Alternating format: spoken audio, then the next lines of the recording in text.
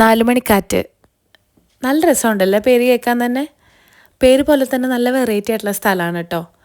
കുറേ നാളെ ഈ നാലുമണിക്കാറ്റിനെ പറ്റി കേട്ട് തുടങ്ങിയിട്ട്, പക്ഷെ ഇതുവരെ പോകാനൊരു അവസരം കിട്ടിയിട്ടുണ്ടായിരുന്നില്ല. എന്നാൽ പിന്നെ കുട്ടികളായിട്ട് ഇന്ന് പോകാമെന്ന് വിചാരിച്ചു.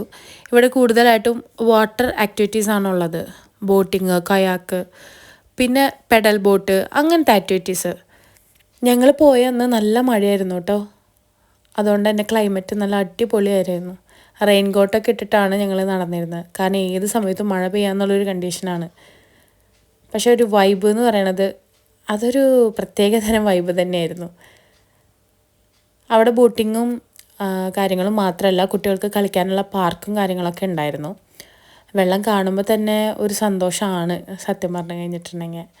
എനിക്ക് തോന്നുന്നു കുറച്ചും കൂടി ഈവനിങ് ആയിട്ട് വരുന്ന ആൾക്കാർക്കായിരിക്കും കാണാൻ രസം ഉണ്ടാവുക, ലൈറ്റിങ്ങും കാര്യങ്ങളൊക്കെ ആയിട്ടേ. ഇതിനകത്ത് കയറാനായിട്ട് ടിക്കറ്റ് ഉണ്ട്. 20 രൂപയോ 10 രൂപയോ അങ്ങോട്ട് ടിക്കറ്റിന് വരുന്നുള്ളൂ. പിന്നെ കുട്ടികൾക്ക് കളിക്കാനായിട്ട് പാർക്ക് കാര്യങ്ങളുണ്ട്.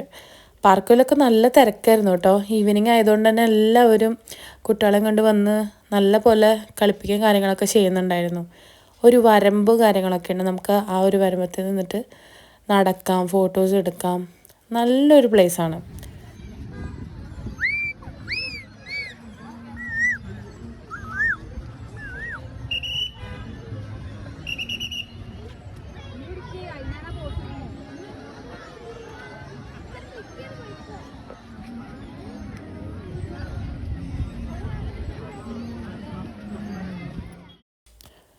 ചുറ്റിന് വെള്ളമായതുകൊണ്ട് തന്നെ അവിടെ സെക്യൂരിറ്റിയും കാര്യങ്ങളൊക്കെ കുറച്ച് സ്ട്രോങ് ആയിരുന്നു. നമ്മൾ വെള്ളത്തിലേക്കൊക്കെ ഇറങ്ങാൻ നോക്കിയപ്പോൾ വിസിലൊക്കെ അടിക്കുന്നുണ്ടായിരുന്നു, അപകടമുണ്ട് എന്നുള്ള രീതിയിൽ. പിന്നെ ഞങ്ങളവിടെ നിന്നപ്പോൾ നല്ല മഴ തുടങ്ങി. പിന്നെ കുട്ടികളെ കൊണ്ട് ഓടായിരുന്നു മഴയില്ലാത്തൊരു സ്ഥലത്ത് കയറി നിൽക്കാനായിട്ട്. കയറി നിൽക്കാനൊന്നും സ്ഥലം കിട്ടിയില്ല, കാരണം അത്രയും തിരക്കുണ്ടായിരുന്നു അവിടെ. പിന്നെ വിചാരിച്ചു മഴ അങ്ങോട്ട് കൊള്ളാമെന്ന്. അങ്ങനെ ആ നിന്ന് പെയ്തിട്ടുള്ള എല്ലാ മഴയും കൊണ്ടു. മഴ ഒന്ന് തോർന്നപ്പോൾ നമ്മൾ ടിക്കറ്റ് എടുക്കാമെന്ന് വിചാരിച്ചു കേട്ടോ ബോട്ടിങ്ങിനുള്ളത്.